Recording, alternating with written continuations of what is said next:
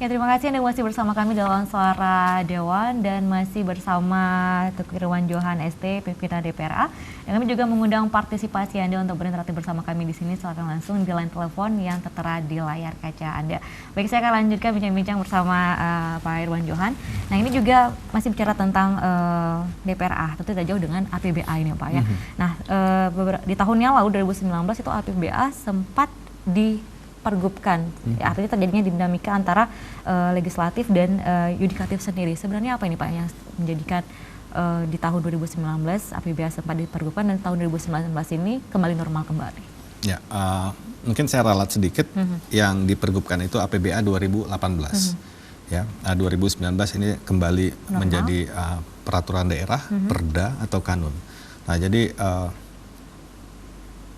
APBA itu, ya, itu anggaran pendapatan dan belanja sebuah daerah itu memang bisa ditetapkan melalui perda atau di Aceh disebut kanun. Berarti kalau ditetapkan melalui kanun itu adalah hasil kesepakatan dua pihak, yaitu eksekutif dan legislatif. Nah, ini yang juga mungkin dalam kesempatan ini saya ingin gunakan untuk menyampaikan informasi kepada masyarakat bahwa yang namanya kanun itu tidak murni 100% adalah ranahnya atau hasil pembahasan hanya DPRA saja, bukan hanya Dewan saja, tapi setiap kanun yang dihasilkan setiap tahun di Aceh, misalnya tahun ini ada 10 kanun misalnya, itu semua adalah hasil pembahasan bersama. Nah, artinya kanun ini adalah produk bersama antara eksekutif dan legislatif. Bahkan setiap tahun usulan untuk rancangan kanun apa yang akan dibahas itu mayoritas adalah usulan dari eksekutif. Nah, kemudian dibahas bersama dengan legislatif, ketok palunya di gedung legislatif atau di gedung dewan. Jadi masyarakat banyak yang beranggapan yang namanya kanun itu adalah produk hanya DPRA saja atau dewan saja, bukan. Nah, begitu juga kanun APBA. APBA itu juga salah satu kanun ya, yang ditetapkan bersama eksekutif dan legislatif. Pada setiap tahun pengalaman saya pembahasan APBA dari 2015, 2016, 2017, 2018, dan 2019 sudah 5 kali saya ikut dalam pembahasan APBA. Memang setiap tahun itu dinamikanya berbeda-beda, persoalannya berbeda-beda, tapi selalu ada persoalan. Ya, selalu ada persoalan, tapi sumber persoalan penyebabnya konflik pembahasan antara pihak eksekutif dan legislatif ini selalu berbeda-beda. Tapi yang harus juga saya sampaikan dalam kesempatan ini, pengalaman saya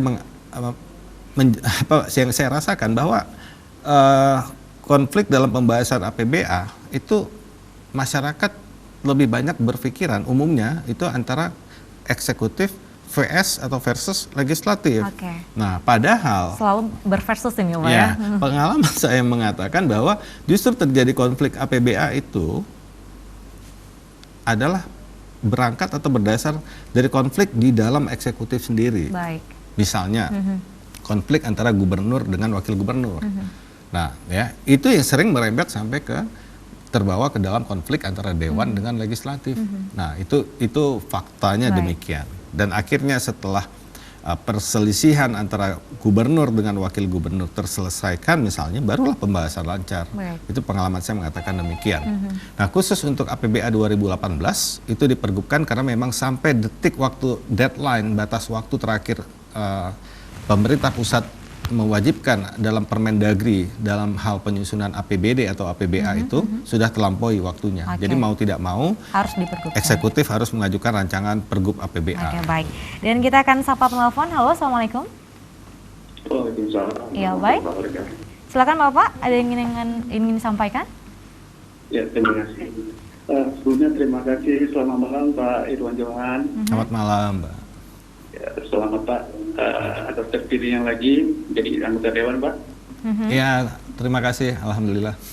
Ya, saya cuma mau bertanya bahwa saya Pak, ini pertanyaan sekaligus berharap juga semoga bagaimana Pak ke depan kita berharap kepercayaan masyarakat terhadap anggota dewan lebih baik lagi diubah dan PBA pun harus tetap laku. Nah, mungkin pertanyaan yang saya harus tanyakan sama Bapak, mungkin ada sedikit visi Bapak ke depan dengan terpilih Bapak kemarin, kira-kira apa Pak? Ya, cuma itu Pak Irwan. Waalaikumsalam. Waalaikumsalam, Pak Daniel di Banda Aceh tadi ini ya. Ingin ditanggapi langsung, silakan Pak. Pertama tadi Pak Zainal ya. Iya. Pak Zainal mengatakan siapa? Pak Dani ini Pak. Dani. Oh iya Pak Dani tadi berharap Pak Dhani berharap agar untuk ke depan ya citra dari lembaga legislatif atau dewan ini akan menjadi lebih baik di mata masyarakat, di mata publik ya. Kemudian selanjutnya soal APBA agar tepat waktu, dan terakhir Pak Dhani menanyakan soal target-target ke depan ya, 5 tahun ke depan dari saya. Oke, saya coba tanggapi dulu harapan Pak Dhani terhadap citra lembaga legislatif agar positif di mata publik. Nah, inilah salah satu target saya untuk masuk ke dalam dunia politik, untuk masuk ke dalam pemerintahan, khususnya lagi di legislatif atau dewan, untuk berusaha agar citra lembaga legislatif ke depan ini menjadi lebih baik. Dampaknya apa? Kaitannya di mana? Kenapa itu menjadi penting? Ya? Pertama begini, pembangunan sebuah bangsa, negara, termasuk daerah atau provinsi, kabupaten, kota, itu tidak akan bisa berjalan dengan baik apabila tanpa ada partisipasi yang tinggi dari masyarakat. Kalau masyarakat antipati terhadap pemerintah, masyarakat tidak mau terlibat pada pemerintah, masyarakat menganggap pemerintah negatif, sehingga mereka tidak mau terlibat dalam pembangunan, tidak mau berkontribusi dalam pembangunan, itu maka pembangunan akan jalan di tempat atau bahkan akan mundur atau mandek gitu ya. Itu juga sampai ke level kampung ya. Bayangkan kalau seandainya seorang kecil atau aparatur desa tidak dipercaya oleh masyarakatnya, ya Geci mau membuat program pembangunan dihambat misalnya, Geci mau membuat pertemuan dengan masyarakat menolak untuk hadir, menolak untuk berkontribusi, jangankan berkontribusi dana, jangankan berkontribusi tenaga, berkontribusi pemikiran pun masyarakat tidak mau, berkontribusi waktu pun tidak mau, karena mereka sudah cenderung antipati kepada pemerintah desa. Nah begitu juga di level nasional, level provinsi. Nah level provinsi, gubernur sebagai eksekutif, dewan sebagai legislatif tidak akan bisa membangun Aceh ini dengan baik apabila tanpa ada kontribusi, tanpa dukungan, tanpa partisipasi yang tinggi dari masyarakat Aceh sendiri. Kalau masyarakat tidak percaya pada gubernur, tidak percaya pada dewan, apapun keputusan kebijakan pembangunan yang dilakukan untuk kepentingan Aceh, kepentingan masyarakat ini tidak akan mendapat respon yang positif. Nah, bayangkan saja sebagai contoh kecil, ya, kewajiban kita sebagai warga negara, masyarakat salah satunya adalah membayar pajak misalnya. Nah, kalau seandainya masyarakat tidak percaya kepada pemerintah dan berpikir bahwa pajak yang akan saya bayar ini nantinya akan masuk ke kantong pejabat, akan dikorupsi, maka masyarakat akan enggan untuk membayar pajak. Tidak mau membayar pajak. Ada rasa curiga, ini pajak saya dibawa kemana? Tidak ada rasa memiliki terhadap apa yang ada. Misalnya jalan, fasilitas umum dan sebagainya justru dirusak karena masyarakat tidak percaya bahwa fasilitas umum itu adalah untuk kepentingan mereka. Misalnya, jadi penting sekali citra yang positif dari pemerintah untuk melibatkan masyarakat setinggi-tingginya dalam pembangunan sebuah daerah misalnya. Nah, kemudian apa upaya yang saya lakukan untuk itu adalah memperbaiki citra lembaga dewan selama saya ada di legislatif, ada di DPRA. Sebagai contoh tadi yang saya sampaikan, saya publish soal gaji saya publish soal pengeluaran saya, bukan hanya pendapatan tapi juga pengeluaran agar masyarakat tahu berapa sih pendapatan seorang anggota dewan misalnya tingkat provinsi, keluarnya kemana aja, bebannya kemana aja gitu. Kemudian juga soal tidak menggunakan fasilitas mewah, mobil mewah dan sebagainya. Kemudian juga tidak menggunakan APBA Rp1 pun untuk perjalanan ke luar negeri misalnya. Karena itu yang masyarakat inginkan. Walaupun saya berpikir setiap anggota dewan itu penting untuk bisa menambah wawasan perjalanan ke luar negeri. Nah, jadi saya berupaya untuk itu terlebih dahulu. Maka saya masuk dalam partai politik.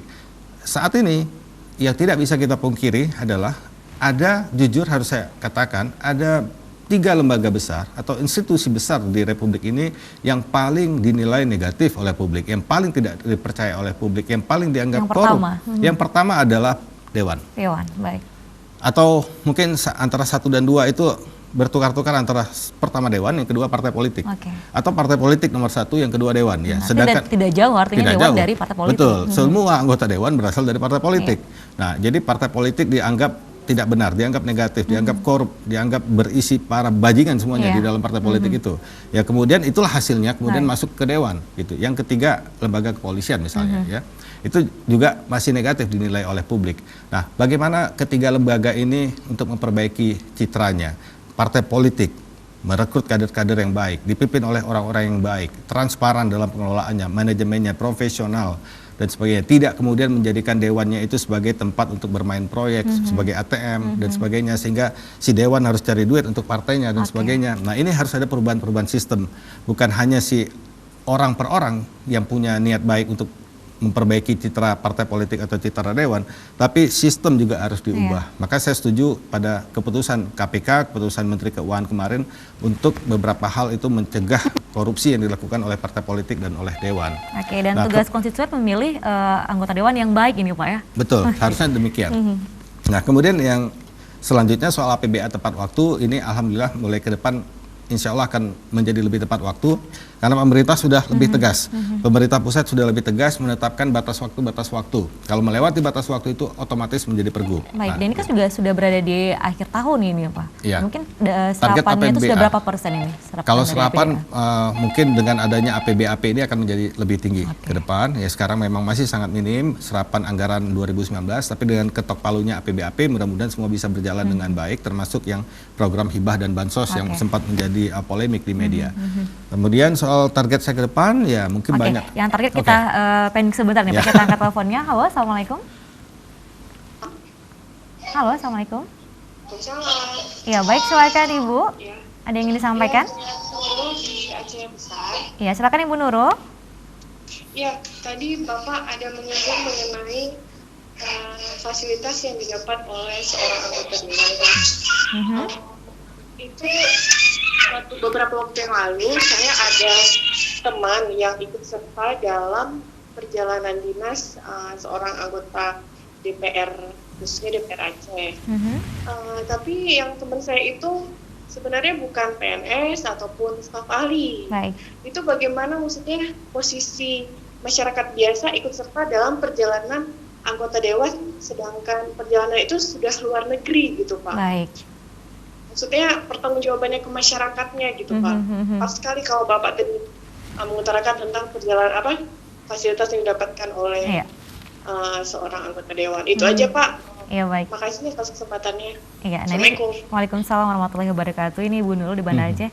Ini juga terkait dengan keterbukaan juga ini, Pak. Artinya ada yang mungkin yang PNS tadi yang ikut serta. Seperti apa tanggapan Bapak?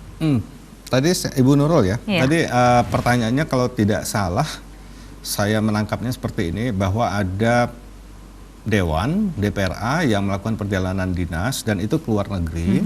Kemudian ada yang ikut dalam perjalanan dinas tersebut adalah masyarakat biasa, Baik. bukan PNS. Ya.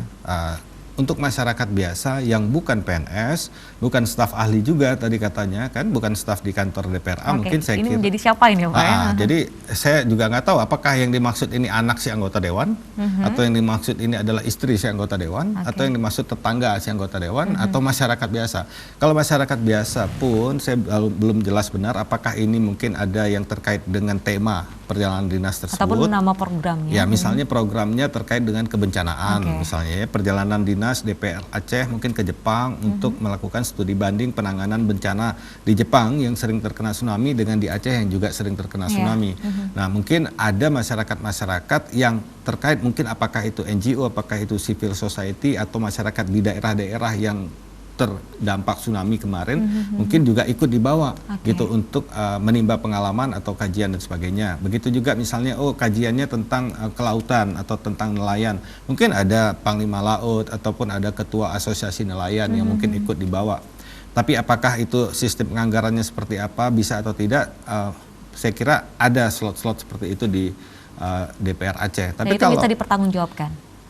Saya kira kalau tidak bisa dipertanggungjawabkan itu akan jadi temuan dan nanti harus dibayar kembali kepada negara kalau dianggap itu sebuah kerugian negara. Tapi yang setahu saya, kalau ada anggota DPR Aceh yang melakukan perjalanan ke luar negeri mengajak keluarganya, anak atau istri, sejauh yang saya ketahui selama ini berarti mereka hanya ikut saja nebeng tapi bayar sendiri, gitu. Tapi sebenarnya itu juga saya kira agak sedikit kurang pas lah ya. Karena dalam waktu bekerja sih. Iya betul, itu perjalanan dinas, perjalanan yang resmi, tapi istri atau anak ikut serta itu sedikit banyak akan menyita waktu, akan mengganggu ya. Walaupun mereka mungkin bayar tiket pesawat sendiri, makan sendiri, hotel sendiri dan sebagainya. Baik. Nah kemudian saya kira kalau ditanya tadi fasilitasnya, ya setiap anggota dewan, saya selama ini karena tidak pernah keluar negeri dengan APBA, tidak pernah keluar negeri dengan rombongan DPRA, saya nggak tahu berapa sih didapat oleh seorang anggota DPRA pada saat perjalanan dinas ke luar negeri. Ada uang saku perharinya, uang makan misalnya. Tapi kalau kita ke luar daerah, misalnya ke Jakarta, ke Medan, atau ke Padang, atau ke Manado, atau apa, Itu uang saku yang saya ingin sampaikan itu per hari 1.300.000 ya. 900.000 dalam bentuk uang harian, uang representasi kehadiran, 400.000 uang makan gitu. Tapi apakah itu cukup besar? Ini relatif ya, relatif 1.300.000 per hari bagi seorang anggota dewan, 4 hari perjalanan dinas, dia kemudian dapatkan uang representatif dan uang makan itu 5.200.000 untuk 4 hari. Kemudian apakah itu sebuah keuntungan? Ya itu tergantung. Kalau anggota dewannya pelit dia bawa pulang semua. Tapi kalau anggota dewannya royal dia akan habiskan juga duit itu untuk ngajak makan masyarakat juga. Ketemu masyarakat itu juga yang dibagi kepada masyarakat gitu. Iya, baik. Artinya tadi sudah terjawab mudah-mudahan dan artinya ini sudah tidak ragu lagi ini Pak ya, kemana sih pertanggungjawabannya, artinya bisa dipertanggungjawabkan juga. Ya semua ada pertanggungjawaban, walaupun jujur memang masih banyak upaya-upaya untuk menipu secara administrasi, mengaburkan barang bukti dan sebagainya. Misalnya setiap perjalanan itu harus ada boarding pass, harus ada rekening hotel. Misalnya kita nginap di hotel A, tarif per malam di hotel A itu 700.000 per malam, tapi suruh naikkan bonnya jadi 2 juta misalnya. Perilaku seperti itu saya tidak pernah melihat, tapi saya mendengar banyak masih dilakukan. Oke, dan itu nanti akan diawasi juga, artinya akan ada pemeriksaannya ini Pak ya? Dan tidak bisa berlangsung seperti itu negara kita negara administrasi, selama administrasinya itu bisa dipertanggungjawabkan, maka dianggap itu bukan pelanggaran. Ya misalnya secara administrasi semua sudah beres, tapi faktanya di lapangan tidak ada, itu dianggap beres. Tapi kalaupun di lapangan ada, tapi secara administrasi itu melanggar aturan, ya tetap ada hukumannya. Nah ini kadang-kadang harus ada keadilan, harus ada kejelian dari aparat penegak hukum untuk menilai sebuah kasus itu tidak hanya berdasarkan fakta-fakta administrasi, tapi juga fakta-fakta di lapangan. Oke, baik. Dan kita kembali ke Dewan, artinya ada 3 fungsi Dewan ini, selain fungsi legislasi, kemudian monitoring dan juga penganggaran. Dari ketiga fungsi tersebut, ini mana sih yang lebih menonjol dilakukan?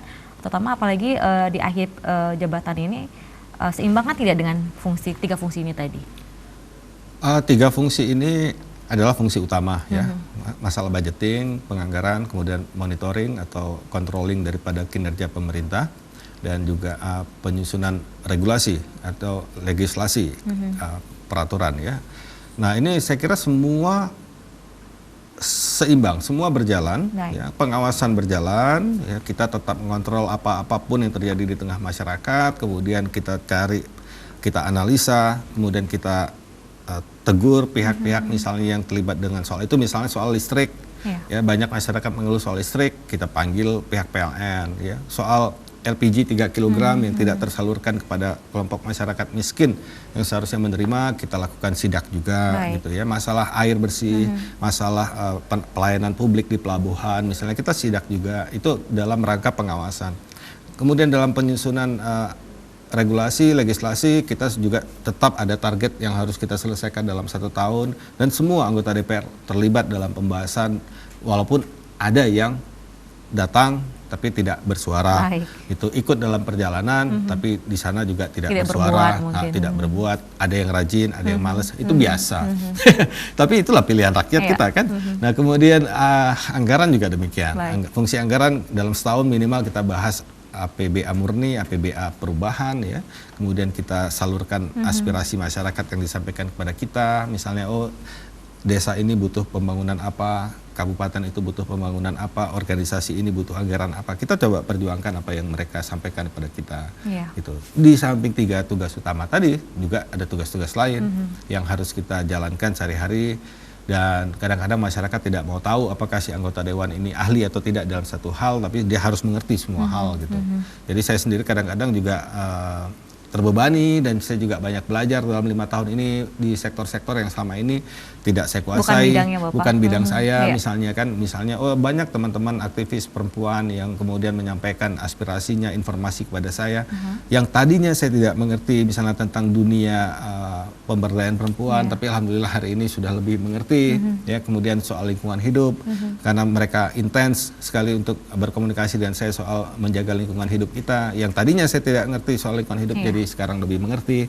Jadi pada prinsipnya syarat utama seorang anggota dewan kalau menurut saya itu bukan pintarnya, bukan cerdasnya, bukan penampilannya, tapi adalah kepeduliannya. Gitu. Dia orang yang peduli atau tidak pada masyarakat. Kalau soal nanti dia tidak paham soal A, B, C, itu nanti seiring perjalanan waktu dia bisa memahami itu. Tapi kalau dia cerdas, kaya, penampilannya oke, misalnya ngomongnya bagus, Belum tapi dia tentu tidak ini punya ya. kepedulian Baik. pada masyarakat, itu justru tidak akan berdampak besar pada masyarakat. Baik, artinya peduli ini yang harus lebih ditingkatkan. Artinya dengan peduli, jadi tidak tahu menjadi mencari tahu dan belajar Iya, lagi. betul. Baik, kemudian juga mungkin juga masyarakat ingin tahu dari Bapak langsung selaku pimpinan Dewan ini bagaimana sih sebenarnya dinamika juga yang terjadi di Dewan, apalagi yang namanya Dewan selalu pekerjaannya itu rapat ya, baik itu rapat tertutup ataupun rapat terbuka sebelum dibawa ke sidang pleno ini. Seperti apa dinamika yang terjadi di Dewan?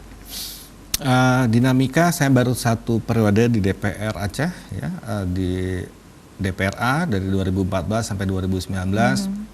Sebagai orang baru di DPR Aceh pada tahun 2014, saya mungkin mengalami ya seperti anak baru di sekolah gitu ya, anak baru masuk kampus, ya ada senior-senior di situ yang nggak mau bersalaman sama kita, yang menganggap kita sebelah mata dan sebagainya, ya kita ngajak ngobrol mukanya masam, kita kasih tangan dia nggak mau salaman, itu ada kayak gitu ya.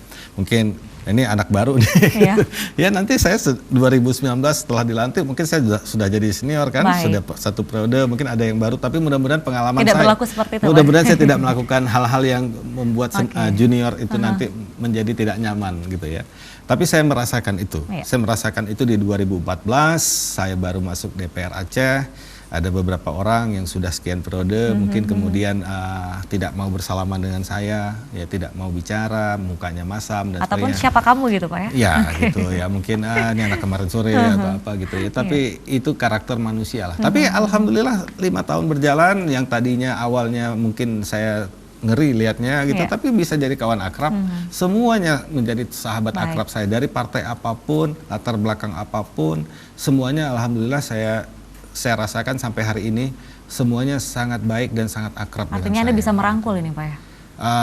Ya itu pinter-pinter kita dalam bergaul di DPR Aceh. Walaupun kalau semuanya akrab baik-baik saja, itu juga bukan sesuatu yang artinya positif. Artinya kalau ada perbedaan pendapat seharusnya walaupun harus berdebat ya berdebat gitu. Bukan berarti karena kawan hana mangat ngansinya hana mangat. Dan itu tetap dilakukan pada rapat-rapat. Iya, dalam rapat-rapat kita selalu berusaha untuk menjaga situasi kondusif ya, walaupun kemudian ada saling debat, saling berbeda pendapat. Pimpinan lah, saya sebagai salah satu pimpinan yang memimpin rapat-rapat itu berusaha untuk menetralisir suasana rapat ya, agar jangan ada ketersinggungan, agar jangan kemudian membawa ya sifatnya soal pribadi dan sebagainya gitu. Agar rapat apa yang diperdebatkan di sini hanya cukup sampai di sini, tidak perlu dibawa sampai keluar dan sebagainya gitu. Walaupun namanya manusia, kadang-kadang kalau sudah hatinya tersinggung atau apa, mungkin nanti pulihnya juga butuh waktu dan sebagainya. Ya semua anggota dewan ini manusia biasa juga. Baik, artinya silakan berbeda pendapat tapi untuk hasil yang lebih baik ini untuk Aceh. Iya, baik. Dan Pak Dewan Johar, nanti kita akan lagi bincang-bincang kita usai pariwara berikut, tetap bersama kami dalam program Suara Dewan.